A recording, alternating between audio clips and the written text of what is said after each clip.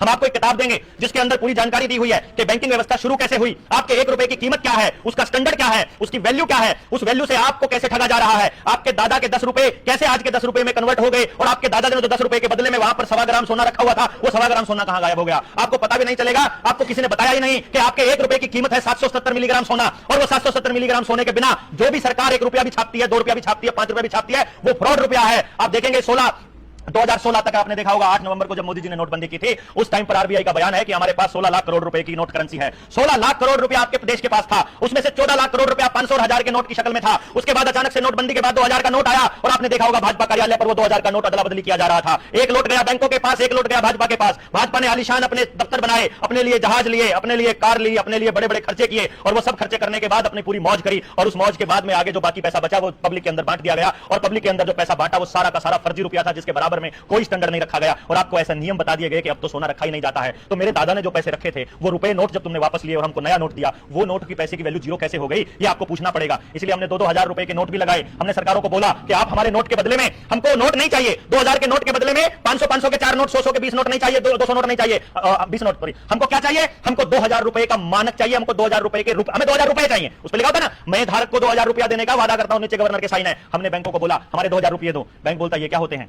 तो तुम कभी तक ये जो दे रखा है क्या बोले, ये तो 2000 रुपए है। अरे ये रुपए नहीं है, ये रुपए का नोट है। हमारे बड़े बुजुर्ग हमेशा से कहते हैं देना 100 का नोट, देना 10 का नोट। उन्होंने कभी नहीं कहा देना 100 रुपए 200 रुपए, लेकिन हमारी अगली पीढ़ी ने उस 100 रुपए को ही, 100 रुपए के नोट को ही 100 रुपया मानना शुरू कर दिया। और अब आजकल तो नई पीढ़ी है, वो उस मोबाइल में आई हुई डिजिट को ही 100 रुपया मानना लग गई। उसको ये मालूम ही नहीं है कि नोट की क्या वैल्यू है, रुपए की क्या वैल्यू है, रुपए का मानक क्या है। उस नोट से जगाने के लिए हम लोगों ने कुछ एक्सपेरिमेंट चालू किए। 200 से 250 लोगों का आवेदन हम लोग लगा चुके हैं, जो कर्जे में दबे हुए थे, रोज बैंक वाले जिनकी ऐसी तैसी कर रहे थे, रोज फोन करके उनका जीना हराम कर रखा था। घरों में कोई भी गुंडा घुस जाता था, किसी की सड़क से गाड़ी उठा लेते थे, किसी का ट्रैक्टर खेत से उठा लेते थे, किसी का घर से उठा लेते थे, कोई किसान कर्जे के मारे आत्महत्या कर रहा था, कोई किसान किसी से मांग के किसी भी तरह से माहौल पैदा कर रहा था। हमने देखा इस देश में 2016 के बाद 34 लाख करोड़ रुपए अचानक से देश की करेंसी हो गई। पहले ये कहा था ना मोदी जी ने, जो 70 साल में कांग्रेस नहीं कर पाई वो हम 5 साल में करके दिखाएंगे, वो यही था। 70 साल में कांग्रेस ने छापे 16 लाख करोड़ रुपया, और 5 साल में मोदी जी ने छाप दिए 18 लाख करोड़ रुपया। 34 लाख करोड़ रुपया इस टाइम करेंसी है, और हमारे पास सोना रखा है केवल 800 टन। 800 टन का मतलब है केवल 4.8 लाख करोड़ रुपए का सोना है। इसका मतलब 29.2 लाख करोड़ रुपए की पेपर करेंसी फर्जी है, फर्जी नोट में कारोबार चल रहा है। इसीलिए बैंक इन नोटों को वापस ले रही है, ताकि आप लोगों को यह कह सके कि ये नोट के बदले में अपना रुपया ना मांग सके। हमने बोला 2000 रुपए और मानक स्टैंडर्ड 1882 का पेपर करेंसी एक्ट उठा करके देख लीजिए। उस पेपर करेंसी एक्ट के अंदर साफ साफ लिखा हुआ है कि मेरे 1 रुपए की कीमत है 770 मिलीग्राम सोना, यानी अगर मैं 2000 रुपए का भुगतान बैंक से लेना चाहता हूं तो 770 के हिसाब से 1554 ग्राम सोना यानी 1.5 किलो सोना मिलता है एक 2000 रुपए के नोट में। और जब इसका हवाला देकर के जब हमने बैंकों के आवेदन लगाने शुरू किए, जब हमने मकानों के आवेदन लगाने शुरू किए, तो आपने देखा होगा कि बैंक वालों की बोलती बंद हो जाती है। ना वो कोई मकान सील कर पाते हैं, ना वो कोई गाड़ी छीन पाते हैं, ना कोई ट्रैक्टर छीन पाते हैं, और लगे हुए ताले भी तोड़े हमने। अपने साथियों ने 20-25 गाड़ियां खरीद ली और हमने कहा कि तुम फ्रॉड कर रहे हो, और बैंक वाले चुप है, बोलते ही नहीं है। वो कहते हैं तुम हमको जबानी बुलाते हैं तो हमको कहते हैं अच्छा मान लो तुमने मान लिया कि हमने तुमको फर्जी नोट दिया, मान लिया कि हमने तुमको गलत नोट दिया, तुम एक काम करो हमको ये फर्जी नोट ही दे दो। हम ये कहते हैं ठीक है हम दे देंगे, तुम एक काम करो तुम हमको लिख करके दे दो।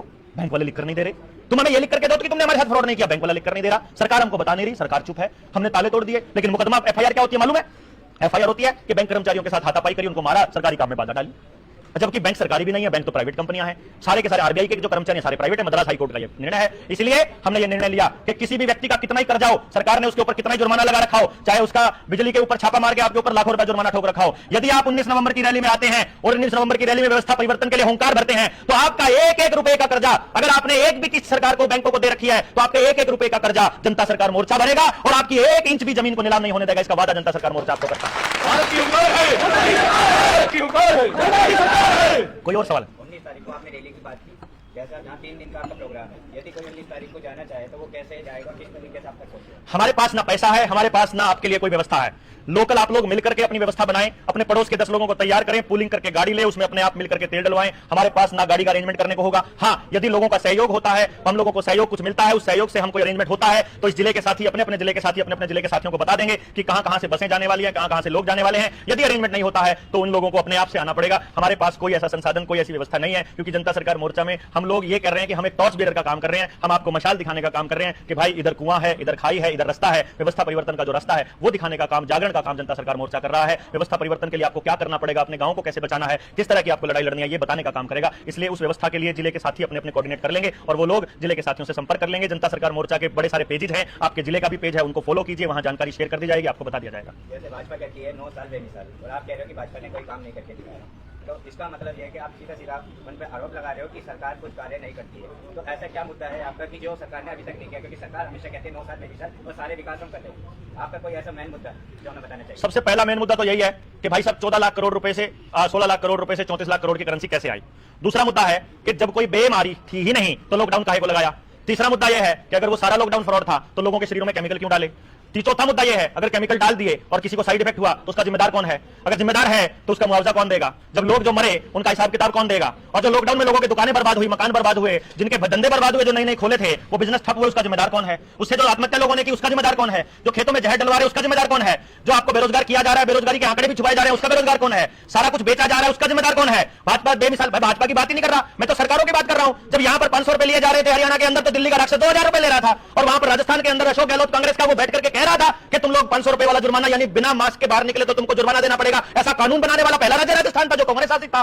जो जुर्माना यहां लिया जा रहा था वही शिवसेना ले रही थी महाराष्ट्र के अंदर, वही हमारी ये ममता दीदी ले रही थी। आप कौन से जिले की, कौन से स्टेट की, कौन से सरकार की बात कर रहे हो। मैं किसी पार्टी की बात नहीं कर रहा हूं मेरे दोस्तों, मैं बात कर रहा हूं सरकारों की। सारी सरकारें पूंजीपतियों के साथ मिलकर के ये काम कर रही हैं, क्योंकि इलेक्टोरल बॉन्ड के जरिए जो पैसा पूंजीपति इनको देते हैं उसका खुलासा नहीं करते हैं। आपके आधार कार्ड तो बोलते हैं पारदर्शिता होगी, तो तुम्हारा आधार कार्ड कहां है, तुम्हारी जवाबदेही कहां है। तुम्हारे को इलेक्टोरल बॉन्ड से कितना पैसा मिला तुम कब बताओगे। क्योंकि ये तो जो चोरी है हमारी चोरी है ना, हमारे पैसे की चोरी है। उस चोरी का हिसाब लेने के लिए जनता आ रही है 19 नवंबर को करनाल में। आपसे सारे सवाल, एक मुद्दा नहीं है भाई साहब। लिस्ट बनाएंगे तो इन सारी दीवारों पे सारी दीवारें भर जाएंगी।